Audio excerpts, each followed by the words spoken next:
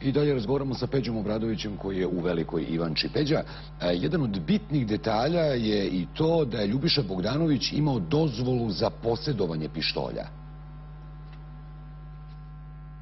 Da, Gorane, taj pištolj je samo jedan od preko 1 milion registrovanih komada oružja koliko ih ima u Srbiji i jedan od, kako se procenjuje, preko 3 miliona komada ukupno oružja koliko u legalnom i nelegalnom posjedu se procenjuje da ima u Srbiji.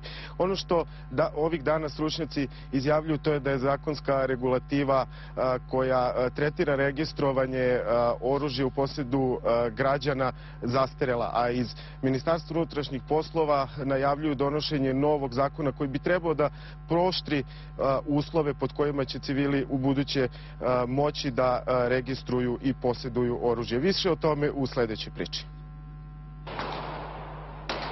Tradicija, bezbednost, lov. Više od 1 milion građana Srbije legalno je naoruženo. Do dozvole za posjedovanje oružja, kažu mnogi, lakše se dolazi nego do vozačke dozvole.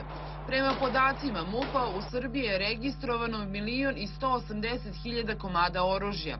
1.140.000 posjeduju građani, a oko 40.000 komada pravna lica. Policija priprema promenu zakona o oružju i municiji, a najvažnija novina je obavezni lekarski pregled.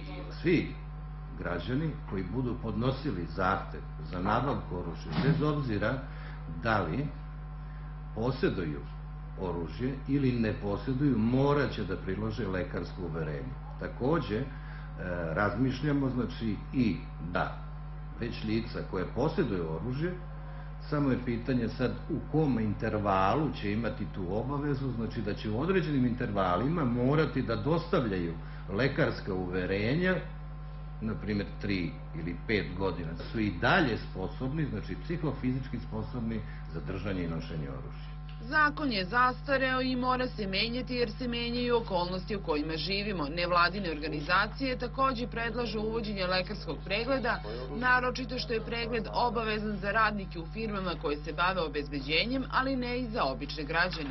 Asocijacija za oružje je inače predložila neki predlog nacrta zakona, dala vlastima koji se baš upravo toga tiče i gde je to i predviđeno. Zapravo kao i to da svaki izabrani lekar treba da ima evidenciju lica koje on leči, koji imaju oružje. Te samim time i kada oni dođu kod svog lekara, požale se na bilo šta, da on može da sugeriše policiji da to lice ima oružje ili nešto slično. Poseban problem predstavlja neregistrovano oružje. Procenjuje se da u Srbiji, pored registrovanog oružja, ima bar još toliko neregistrovanog i da ima ukupno 3 miliona komada oružja, što ne svrstava u sam svetski vrh po naoružanju stanovništva. U Beogradu